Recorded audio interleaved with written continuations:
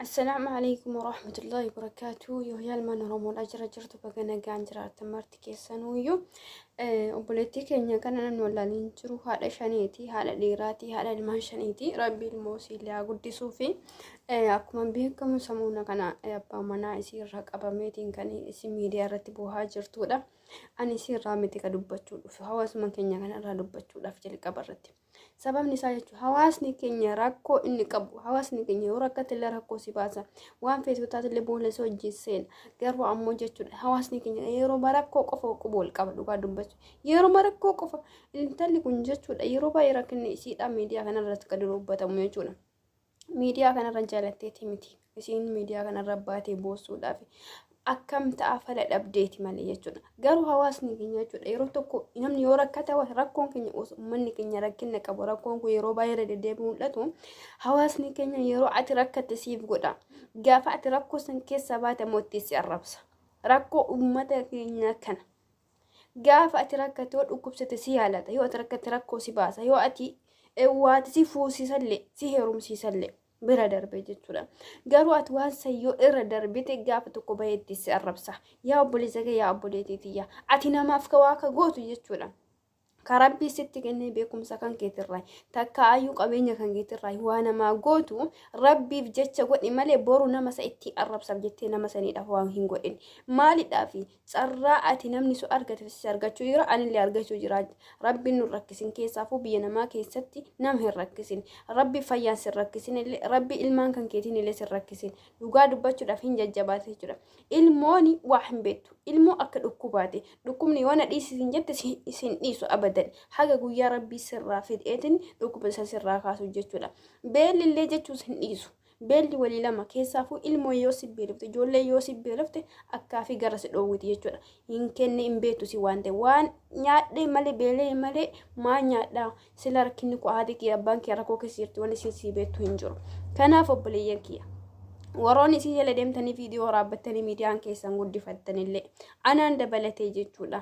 waroonni akkasuma rakkinni isii kana yeroo isii rakkatte qofa jala girjettanii yookiin achii buutee intala tanaa dhabdan yaa hawaasa kiyya mucayyoon tuni gargaarsa guddoo barbaada abbaan mana asiitii alattu jechuudha gargaarsa barbaadde akkanumatti biyya baqaa san keessatti biyya kaayiroo san keessatti jireenya qaala'ee fi keessatti bakka hojiin hin jirre keessatti ilmaa shan guddisuu jechuun ilmaa isii sana dura jechuun mukeeffa malee jiraataa turte jechuudha biyya san keessaa jechuudha waa biyya aramaa namni hundumtuu hin beektan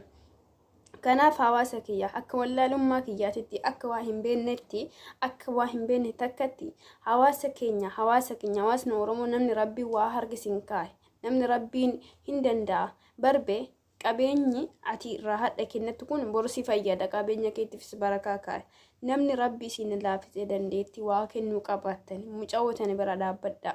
mee seenaa dalagaa fi intalatan abbaa manaa isii kan deeman hidhaasan keessaa kallattii danda'amuna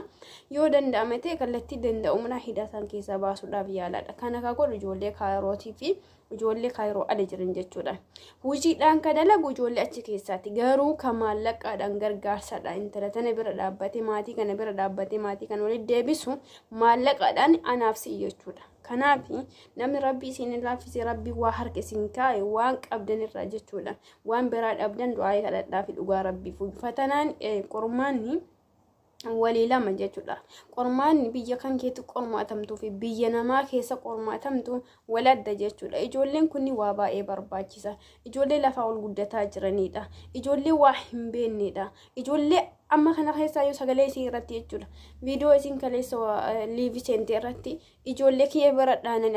abbaa jechuudha amaanin jechuudha ijoollee isaa biratti dhaanan takka yureeban jechuudha ijoolleen kun kana argaasi akkamii galtee boqonnaa argatti dhugaadhaan dubbattu isiin dubbattee baafachuu hin dandeettu akka kiyyaaf kan kee kanatti garuu ammoo miira isii dhagamuu jira jechuudha ijoollee taniin jechuudha ijoollee tana miira isii haa eenyu hawaasa kenna duruma guddaa gootanii waan xiqqoo tanallee biraa hin hafinaan dhaamsa kiyya maalidhaafuyyuu daa'imman kun abdii boruuti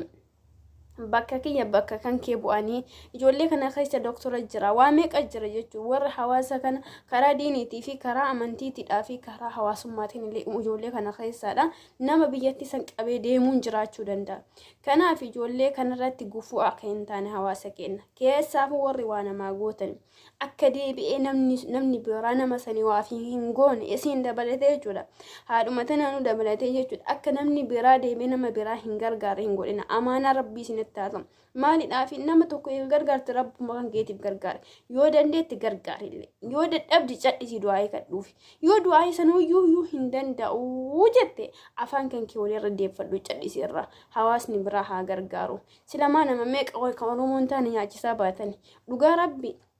nama meeqa goota jettanii asirratti miidiyaa irra faarsaa kan maalummaa isaa oromoo irraayyuu hin dhalanne kanaafi hawaasa keenya wasattaruunis gaariidha waa walii goonee kana deebineetiin ammoo walii arrabsuun kun aadaa nutti ta'ee jirallee aadaa nutti ta'ee jira dhugaa rabbii fuuyyoo mucoota nama hoosii waa dubbattu maallaquma barakaan guuranidha isiidhaan waraanan yaa akhi maallaqni isii miti isii ijoollee shan kana guddisu kanaa miti anaaf si waa hin qabne waa harka qullaa lubbuu keenya jechuudha lubbuu keenya irratti hagam fixaa jirra jechuudha. Kanaaf kana keessa barbe osoo namni namaa kennallee dubbate namni waa kenne hin dubbatu anuma suma ka waa hin kennine kana dadhabe rabbi namni jechuudha kanuma wal dadhabe maal jechuudha maal eega waan kenne afaan kee walitti qabannee akkana hawaasni biraa intaltana gargaaru yoo goone maali kanuma keerra deemanii qotuun yaa rabbi